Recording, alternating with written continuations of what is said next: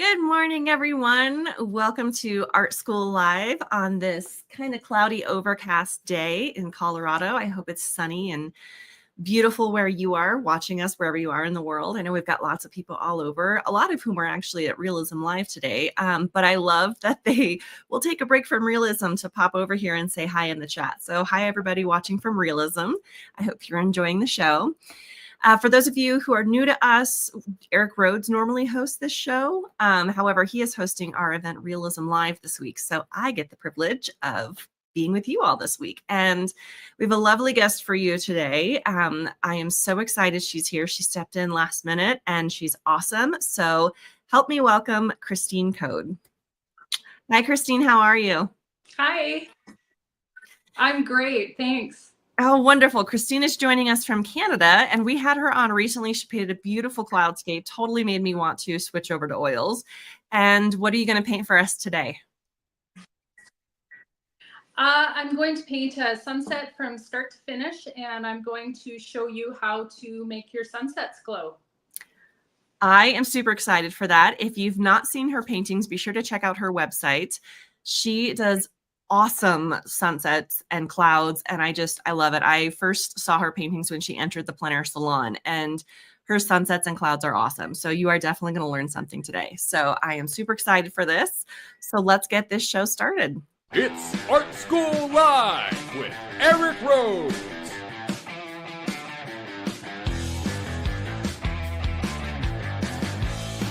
Now, here's your host, Eric Rhodes. 𝗬ście𝘂𝗿. I've had so much fun hosting this week. I am sad it's coming to an end, but Eric, it's got to come back at some time, right? Thank you guys so much for watching. If you're new, I'm 𝗬ście𝘂𝗿. I've been with Streamline for 12 years. I wear a lot of hats here. I work in marketing. I work with the art competition. And every once in a while, I get to host Art School Live, which is super fun because it gives me a chance to learn some things I didn't know in mediums that I don't necessarily paint in, like today. We are going to be painting in oil with Christine, and she is going to show us how to paint some clouds and a beautiful sunset. And I am super excited to watch this demo. So without further ado, let's go, Christine. Okay. Okay. Well, anybody who's taken a workshop with me or has watched a demo, they know that I just get right into painting. I don't typically do, I've tried value studies before, and that's just not for me. It's not the way I paint. I like to just go for it and be expressive with it.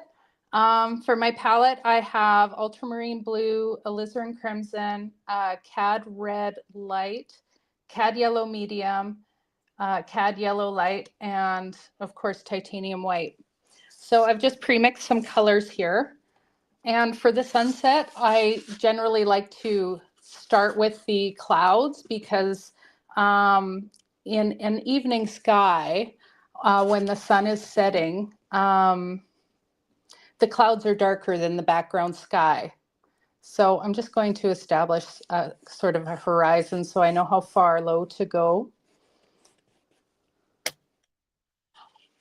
And I'm just going to make some cloud shapes. I'm going to be quite loose and expressive with it. And I'm starting with a natural bristle brush, and I'm loading it with quite a bit of paint. I like to have a lot of paint to work with.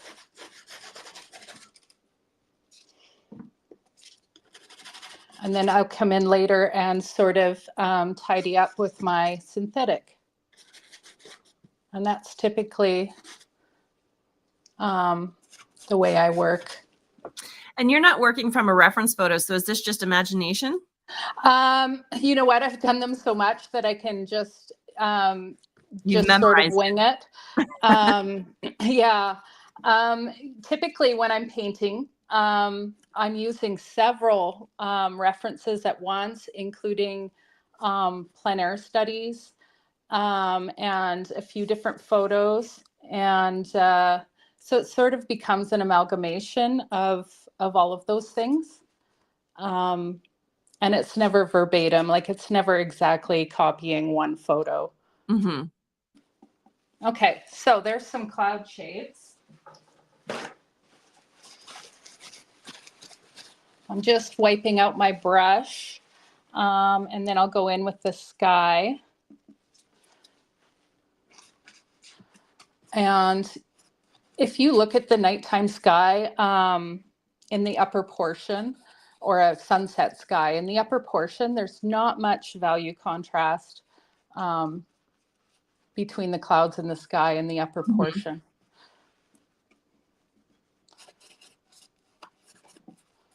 So I'm just sort of filling in the blanks here.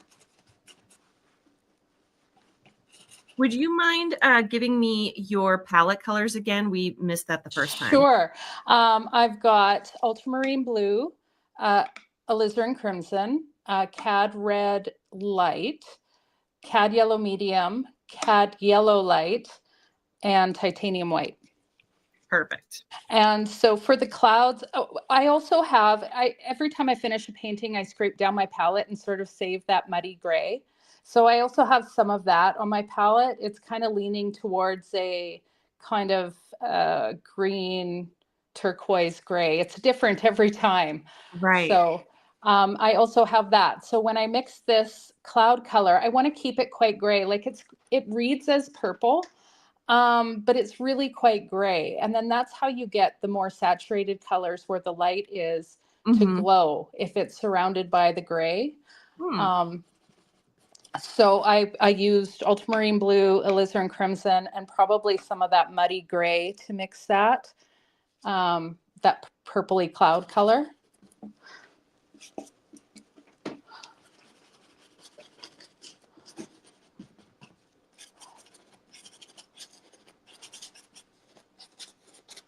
And it's okay to, you know, sort of cut into your clouds a little bit. That's what gives you your atmosphere. I'm going to lighten up towards, I'm thinking that I'll put my light in here. So I'm going to warm up my, my blue and lighten it a bit. So some cad yellow light into that mix and some white as well.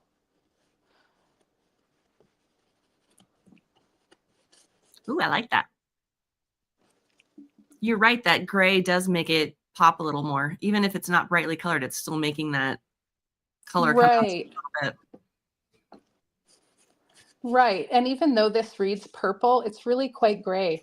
If you think of somebody like wearing like the brightest purple shirt, you know, it's all relative, right? So Right. it reads as purple, but it's really quite grayed down.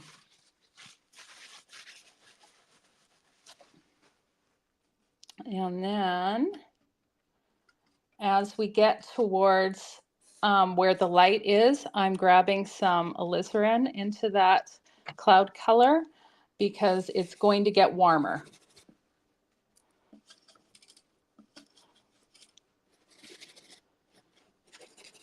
So it's helpful to think of a sunset like a rainbow. I think 𝗬𝗏 calls it the prismatic palette or the prismatic sequence. So where the light is yellow, then it goes to orange, then it goes to red, then it goes to purple, blue, and then green. So I'm constantly thinking about that as I scrub in my colors close to the light here. And then I'll just indicate a lower cloud. Just make some interesting shapes in here. And I'm keeping where I want my light. I'm not going to muddy that up with anything yet.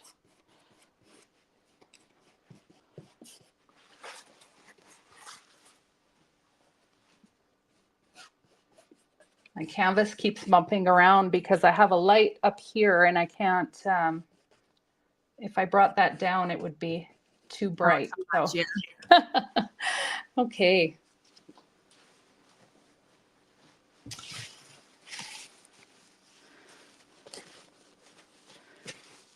See, when I'm painting clouds, daytime clouds, like a blue sky, a sunny blue sky, I would start with the the background, the sky color first, the blue, and then put in my clouds, because the clouds are lighter. But in a sunset situation, the clouds are darker than the sky.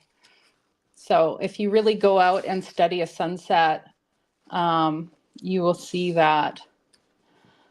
And you know what? I was a studio painter for about 16 years, strictly studio painter. I never went out plein air. And then I started going out about 3 years ago. It absolutely changed my perspective, changed my life. So it's just so important to get out and study from life. Okay.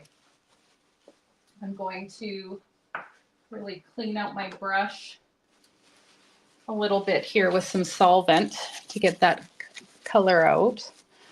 And I'm just going to go into some cad red and alizarin. And this is going to seem quite red for now. Yeah.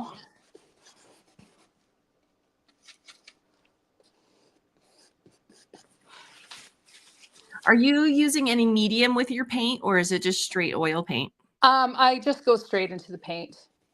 I used to use medium, but now I find that I don't like my paint to be thin. I like it to be thicker, and I like to have a lot to work with.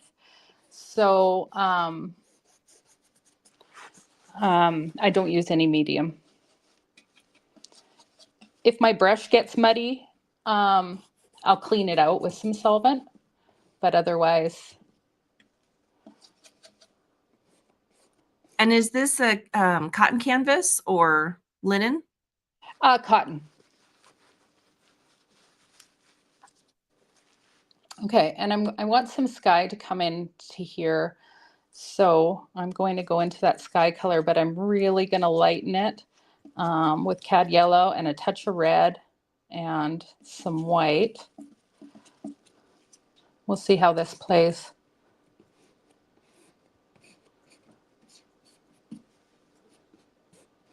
Okay. That's a start.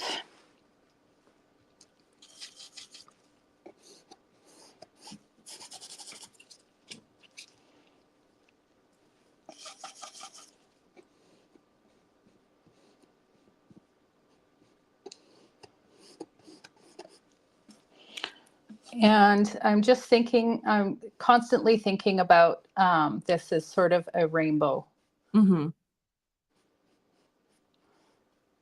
So if there's a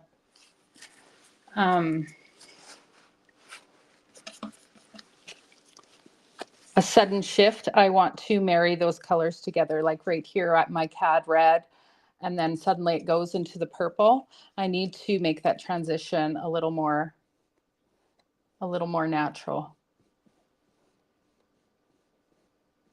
Okay, I'm going to switch to my synthetic, because now that I have lots of paint on here, this natural bristle is just scratching into it. So the natural bristles are more stiff? Yeah, it's more stiff, and they hold a lot of paint. That's why I like to use them at first. And then I will switch out for a synthetic so that I can lay more paint on top and clean things up a bit.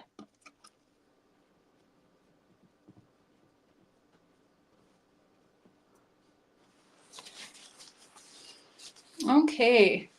And so in terms of my design, I'm just constantly thinking about, you know, how the viewer's eye will move in and out of the painting. Everything's kind of coming like this. So I sort of, and you sort of read from left to right sometimes. So I kind of want to bring them back over. So I'm just going to play with these edges a bit.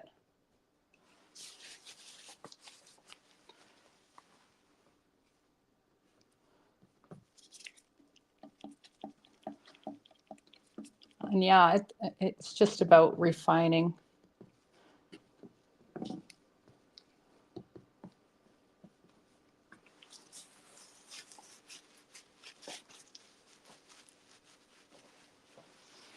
And see, just by going over that top of that cloud with the sky color, it's just created another dimension. That's why I don't worry too much about sketches, especially for the sky. You can be really expressive because the more you go back into it and change it, the more atmospheric it becomes, and the more depth you get in the sky. So I'm just going to clean up some of these strokes and make sure that I've covered the white of my canvas. Okay.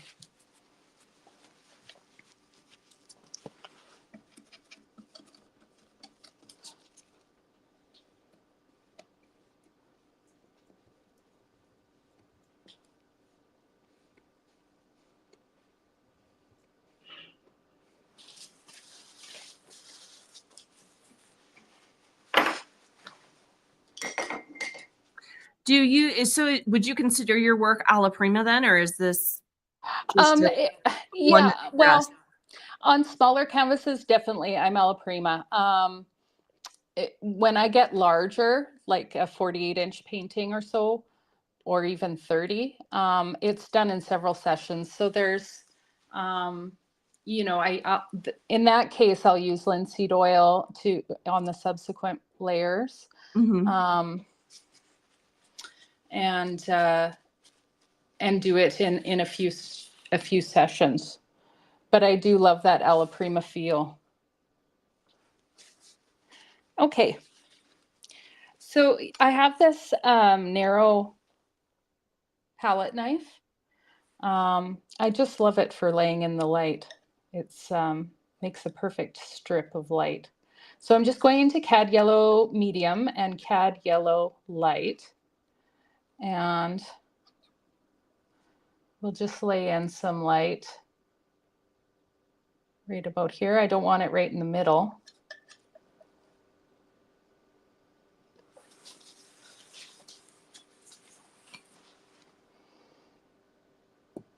And just with the palette knife, I'll just sort of blend that outwards.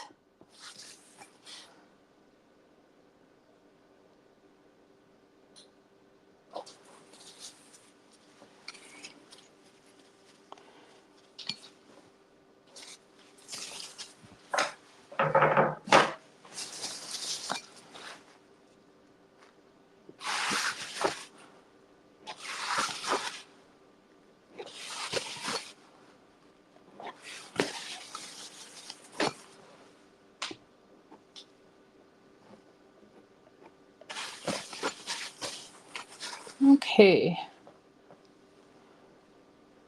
I think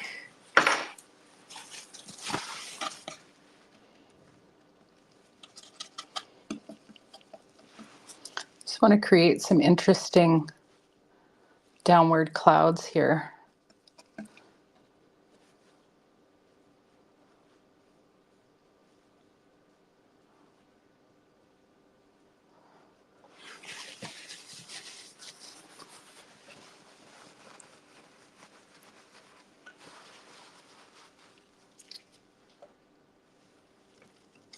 I paint too fast, Carrie. I love it. I What am I paint gonna... really fast, so You do? Yeah, I'm glad it's not just me. That's great. You know what? I find I get the best effects if I just go for it, you know?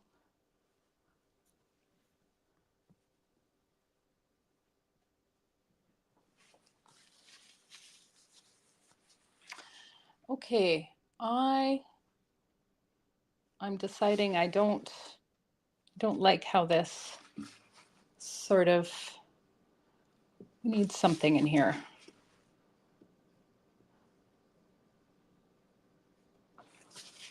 And of course that's center, so that's bothering me too. Let's fuss with this for a while.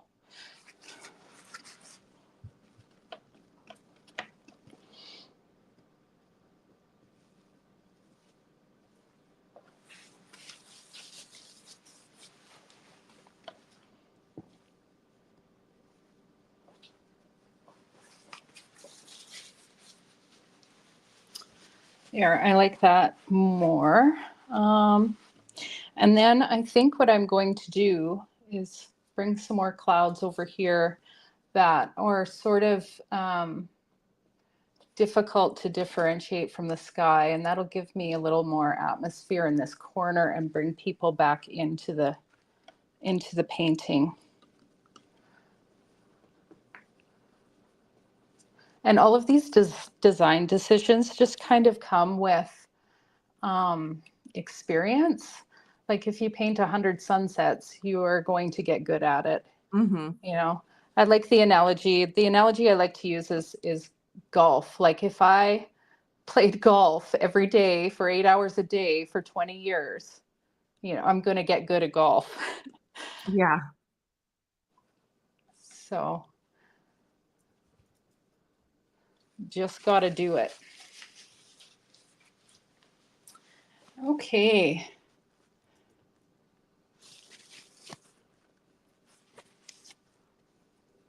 Just sort of playing with these edges.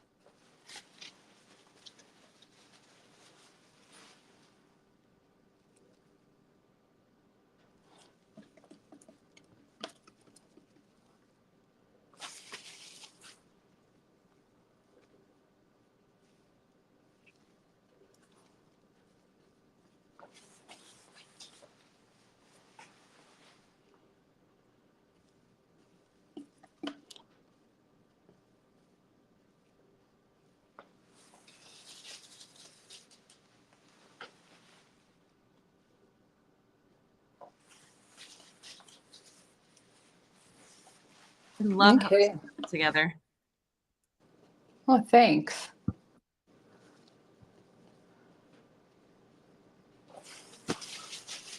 Okay. Um,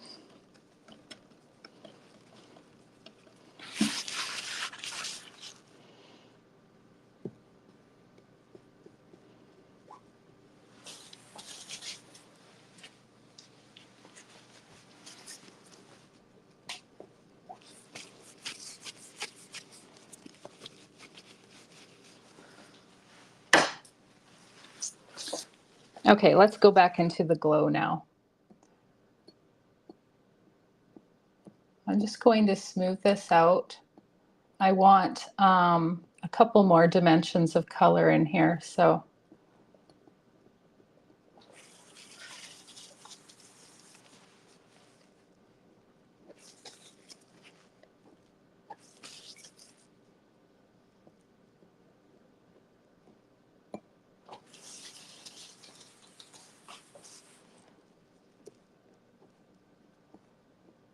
And every little, you know, flick of the brush or the palette knife gives you some more clouds, some more dimension.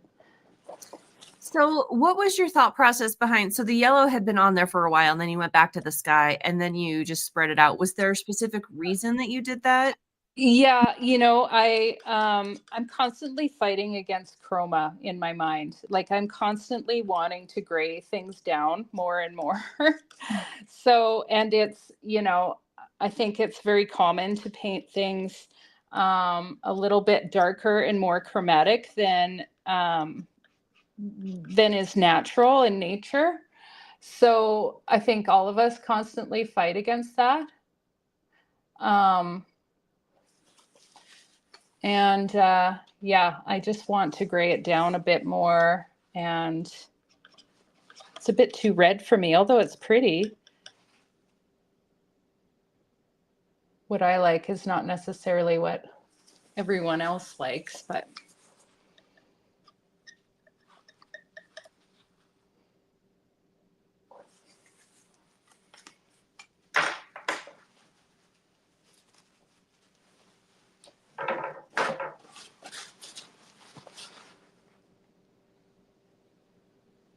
So I'm going to smooth this out so I have a little bit more glow in here.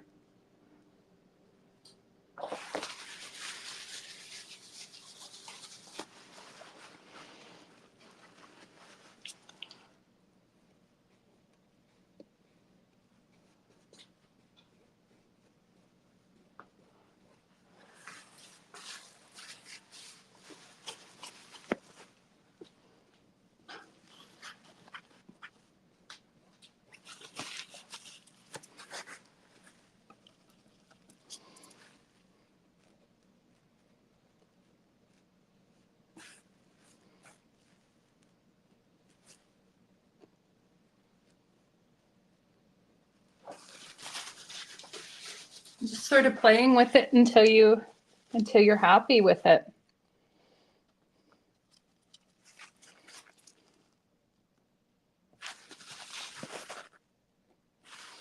And I think I need to bring some light into here.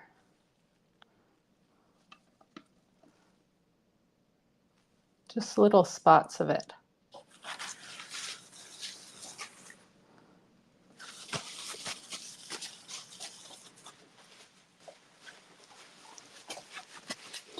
So I'm happier with it now. I love the color of that sky. That green is really beautiful.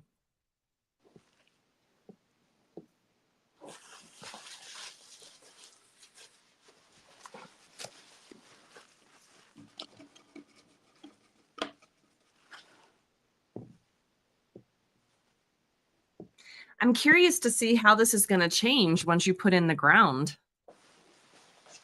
Yeah, well, let's do that because I can see I'm getting fussy.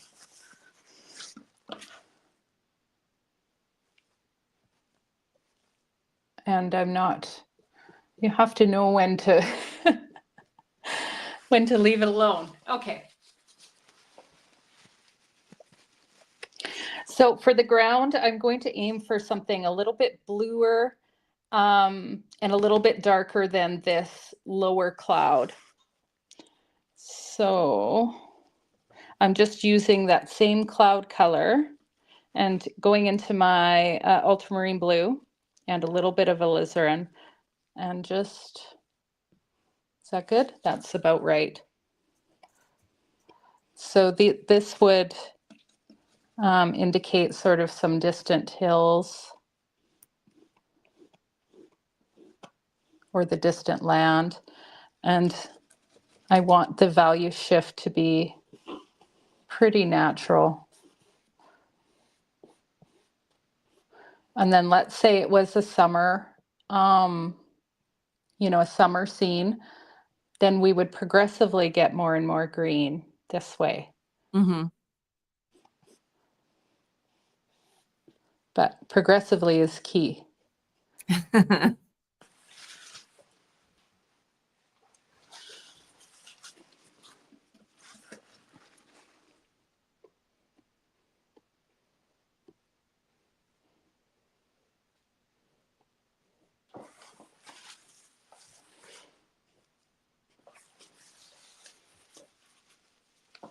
I love using downward strokes once in a while.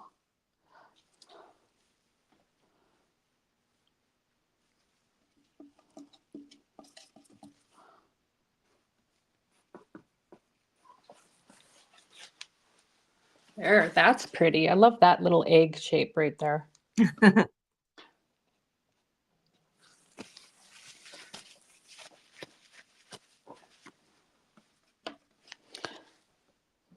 I like to take photos along the way when I'm painting so that, especially before I make any big change, so that I can go back and say, oh, you know, I should bring back what I just changed because that wasn't working. That's an interesting thought.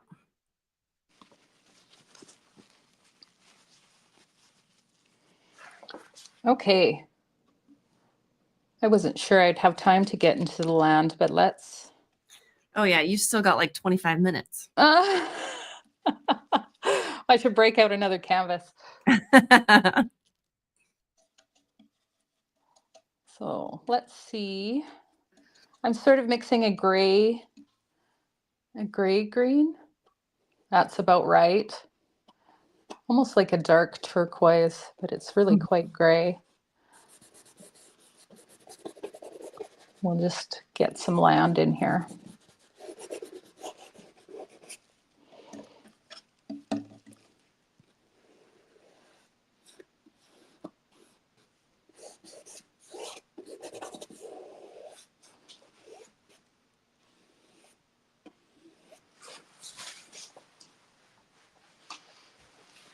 Take lots of steps back. Add a bit more yellow.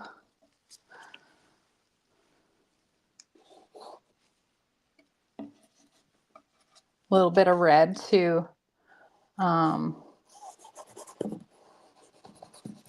cut that green down a bit.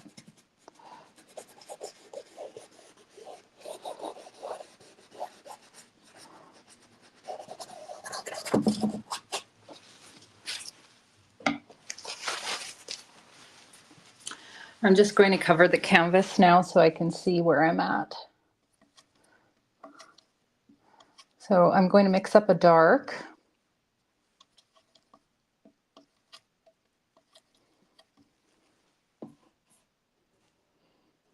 That's really quite dark. I'm going to put some red into that.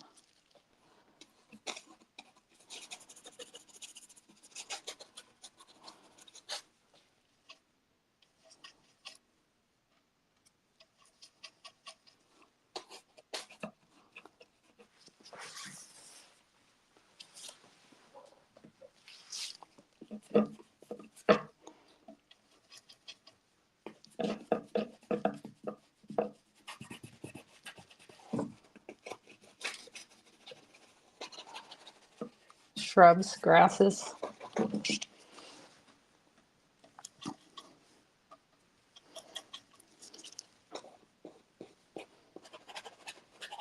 I love prairie grasses. I just love the variety in the ditches. Mm-hmm. Of course, it's all farmland around here, so a lot of the prairie grasses are gone. You have to look in the ditches beside the roads to find them.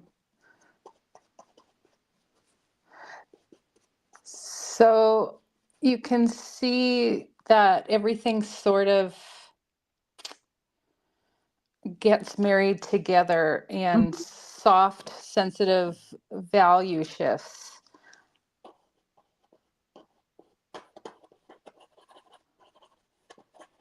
And the reason I put dark shadow on the bottom is so that your eye is drawn into this. Mm-hmm.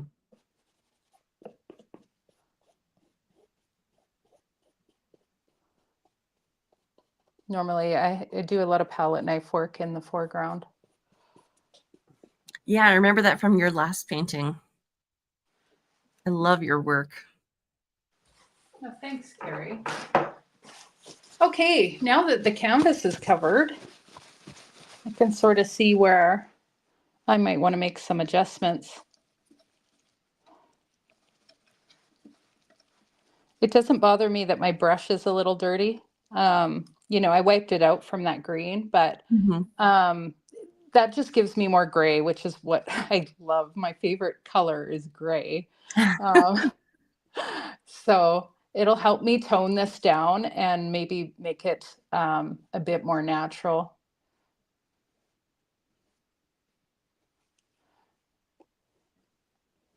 And that's what's going to give you that glow. Close that up a bit. Now I see that I did put my light in the middle.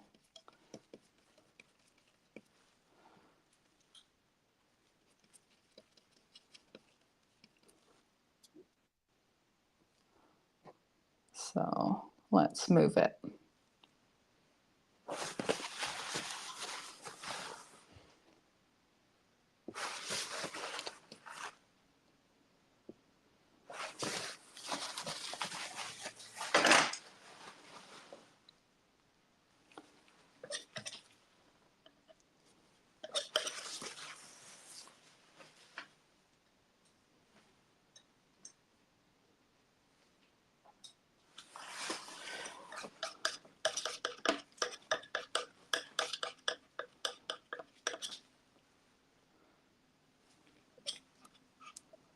So I'm just using Cad Yellow Medium again, and I'm going to put that pop of light back in.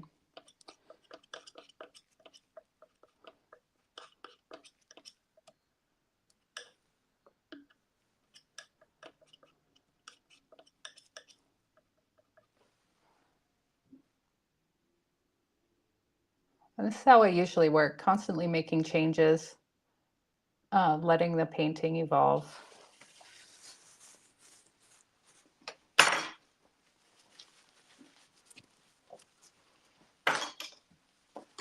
I'm just sitting here mesmerized. That's good. It's fun. I think some people, want a formula or a step-by-step, and really you learn best by just doing. It doesn't have to be a masterpiece. Just go for it and play and experiment and have fun with it.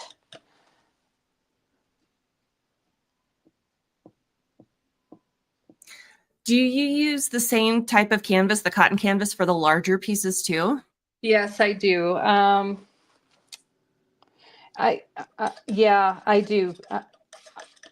I'm not into making my own panels. I do use panels, plein air, but for studio pieces and larger pieces, I use canvas, stretched canvas. And I used to stretch my own, and then I realized how cheap they are. And I thought, well, this is just a waste of my time. I could be painting instead of having bruised knuckles. Right? Yeah, it's hard. It's hard work to stretch canvases. Someone is asking, do you have any tips for capturing a sunset in plein air? Yeah, I use a palette knife for the entire thing, and I paint really fast. I do it really fast. Yeah. And, really, I mean, there's value in just taking color notes. So, I don't expect myself to paint a masterpiece out there. You're But I using just it want more for a study? yeah, I just want to nail the color. But yeah, I have brought a few to completion that were worth selling. So, but all of them have been by palette knife, which makes really quick work of it. For me, Yeah. your results may vary.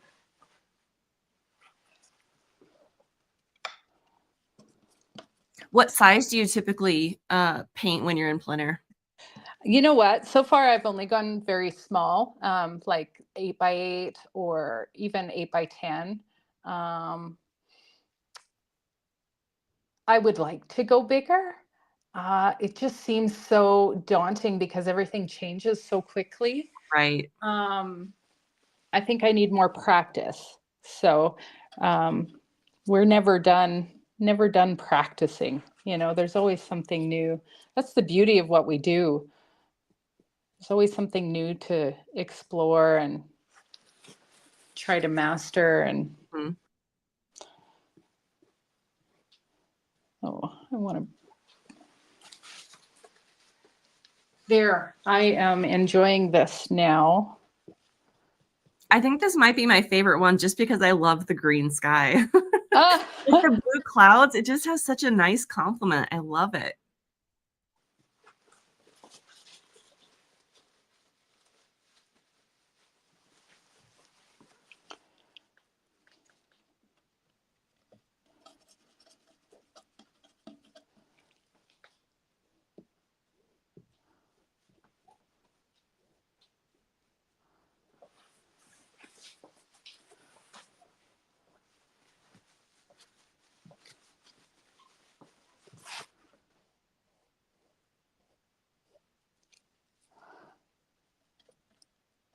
Uh-oh, my palette's quite messy. I just want to make some interesting shapes in here so that it's not such a solid line.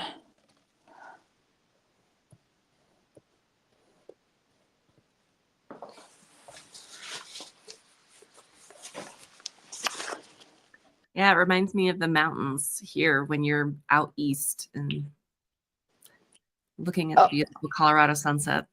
Oh, that's interesting. I am nowhere near any mountains. It's all flat prairie farmland here. Well, that's not exactly true. I'm a 10-minute drive away from the South Saskatchewan River, so I can go for a drive and catch those river hills, and It's a lot more interesting down there. But in my immediate area, just outside of town, it's just all flat farmland, which I love too, because like I said, I just love the prairie grasses. Mm-hmm. And you know, I lived in British Columbia for about 8 months, and I was I felt sort of claustrophobic in the mountains. Yeah, so I am definitely a prairie girl. I need to see that horizon. See, I need to see the mountains, or I have no idea what direction I'm going, because here it's always mountains are west. So you always know which direction you're going. So when I go back home to Ohio, I'm like, what direction is what? Like I have to like get out and like look at the sun and try to like orient myself. Oh, that's so interesting. But yeah, so where I'm at in Colorado, I have both prairie and mountains. So we're northern Colorado. So where I live, there's a lot of farmland. It's all very flat. Out east, you're going up to Wyoming, and then you look west, and right there are the mountains. So you get to see both of everything. That's great. That sounds like a fabulous place to go plein air. I've only gone a couple of times, but I mean, like even the River Canyon is only, a 20-minute drive. I've been there. But yeah, it's beautiful here.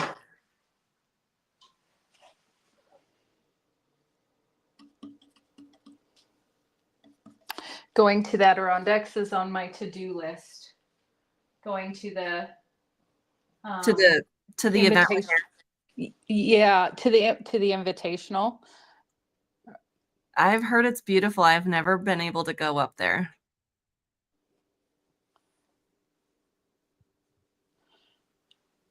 I'm trying to decide what to do with this land. This got too green too soon. Of course, I can fuss with this all day and it's live, so it's not going to be my best work, but I hope that shows kind of somewhat how to make a sunset glow. Keeping your colors quite gray and having your light be more saturated, and then thinking about the rainbow as you move away from the light.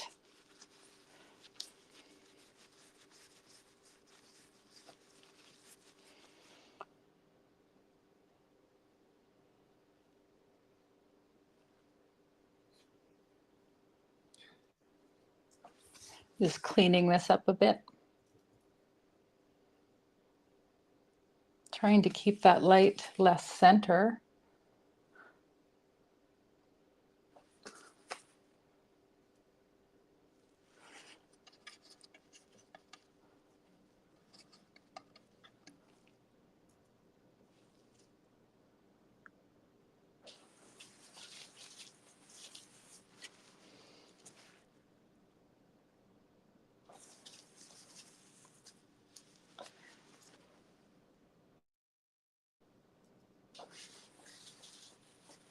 That's nice.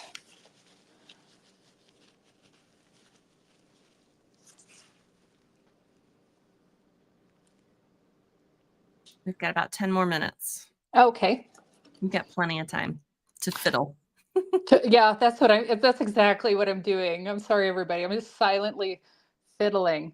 I'm not very, I haven't done a lot of teaching. I've done a few workshops, but I'm not great at talk. You're either going to get a great talker or a great great painting, you know? I just wondered how it would look if I brought some more sky down in here. I love this little zippy doodah up there. Oh, that adds something, I think. See, that was a point where I would have normally taken a picture before I did that. But just to compare, was it worth it? I think it was, though. Taking a risk. It added a little bit of an airy feel. Yeah. And let's just add some variation so it's not a straight line.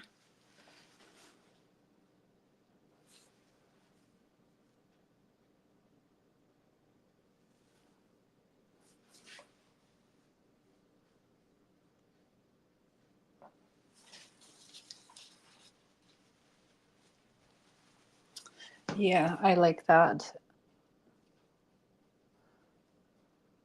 So yeah, I generally just push and pull and back and forth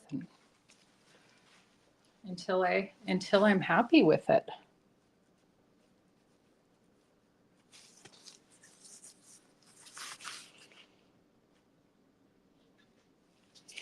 Okay, I'm going to work on the land some more before I totally ruin the sky by overpainting.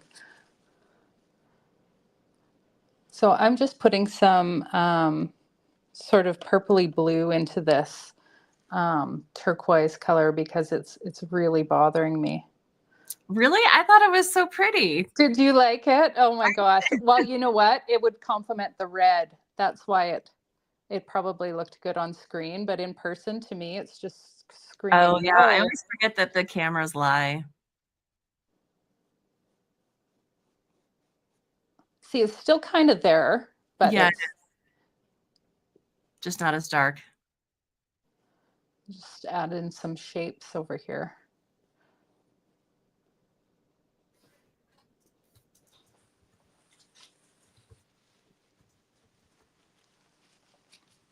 There, suddenly I've got some indication of some shrubs or trees or something.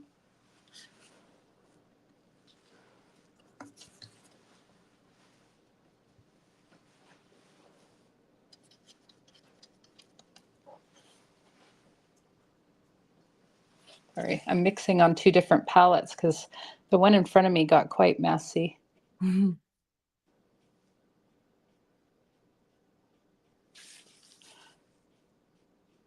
just slipped, so I'm going to clean that up.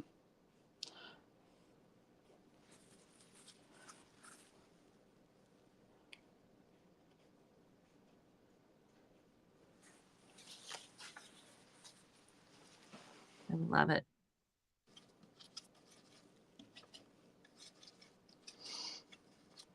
I'm using water mixable oils too.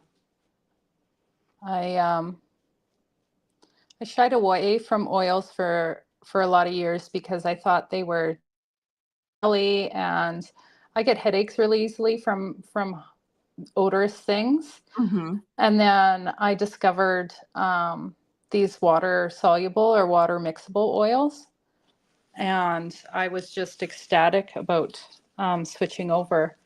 I think for about the first 10 years or so painting, I used acrylic. Yeah.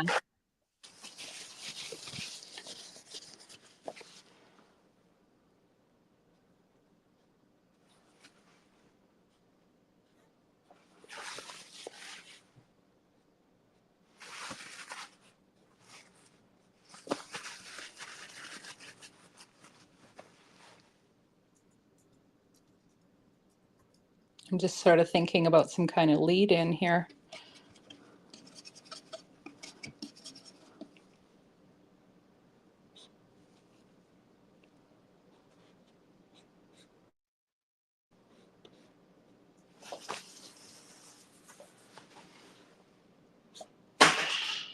Oops.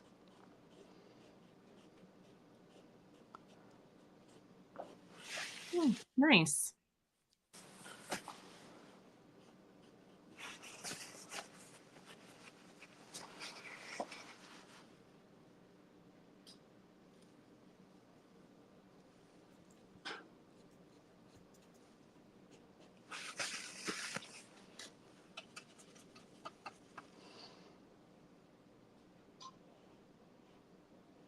And of course, the light on the land should correspond to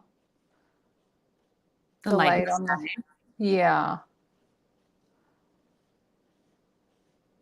That's where plein air has helped me a whole bunch, is definitely in my land. Prior to incorporating plein air into my practice, my land area was normally very minimalist, and I didn't really know what I was doing down there, so I kind of kept it minimal and focused on the sky. But plein air really changed Plein air practice really changed how I deal with the land. Yeah. Oh, I love that.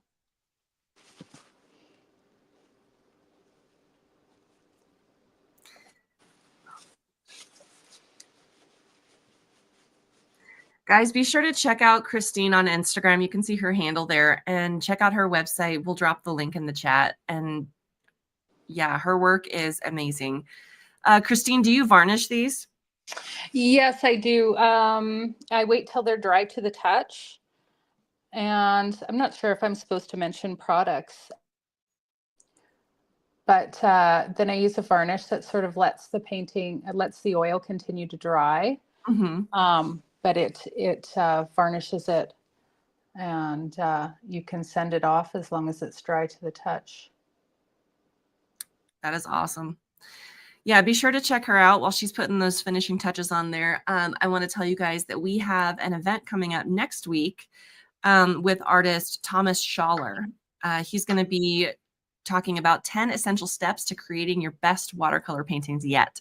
So be sure to check that out. I'll be hosting that with Eric, so you'll get to see me again. Check that out. It's streamlineartevents.com/Schaller. That's going to be a good time. He's such a great watercolor artist, so you don't want to miss that. And Christine, I want to thank you again. For those watching, we had an artist who wasn't able to make it today, and Christine at the last minute yesterday agreed to come on and paint for you. So thank you, Christine, so much. No, anytime, anytime. Corey asks, are there any other tips for painting with water mixable oils? Oh, well, don't mix them with water. I find mixing them with water makes them kind of gummy, and yeah, I just use this paint straight from the tube. I don't think there's any other tips. Cleanup is really easy. There is an odor to them, but it's not as bad as traditional oils. Yeah, it's a great way to stay away from the solvent and all of that nasty stuff.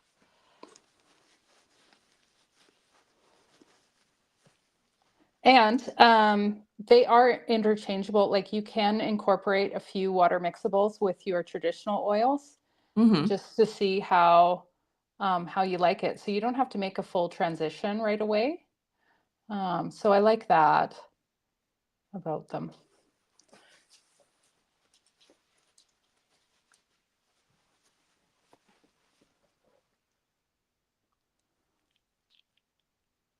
Oh, I want to do something drastic.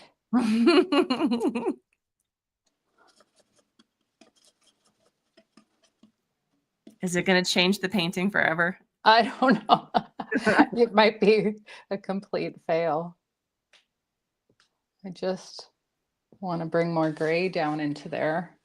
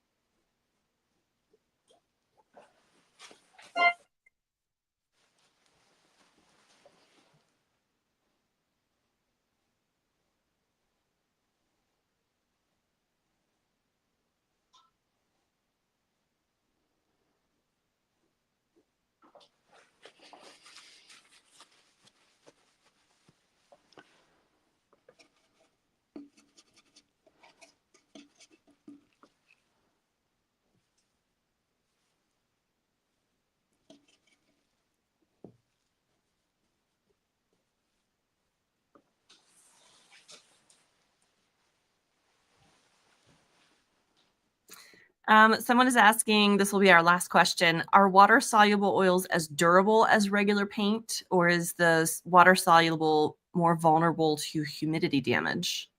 You know what? From everything that I've read, they're really comparable, like, to traditional oils in every way. So, but I'm not an expert. But You're just I think painters. they're a really good alternative.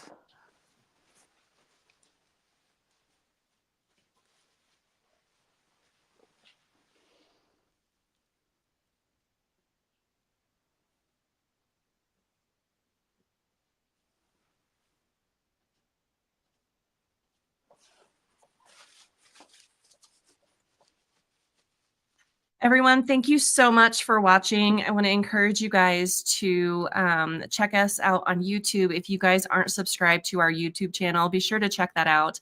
That way you get notified when we go live. You can also follow Eric Rhodes on Instagram. He's at Eric Rhodes. And we're here every weekday at noon Eastern time. Next week, you'll have Eric back. He'll be done hosting Realism Live, so be sure to check us out. And once again, Christine, thank you so much. This was a lovely, lovely demo. Oh, thanks for having me, Carrie. Anytime. Absolutely. Well, everybody, I hope you have a wonderful Friday and a wonderful weekend, and we will see you guys next week. Have a great day.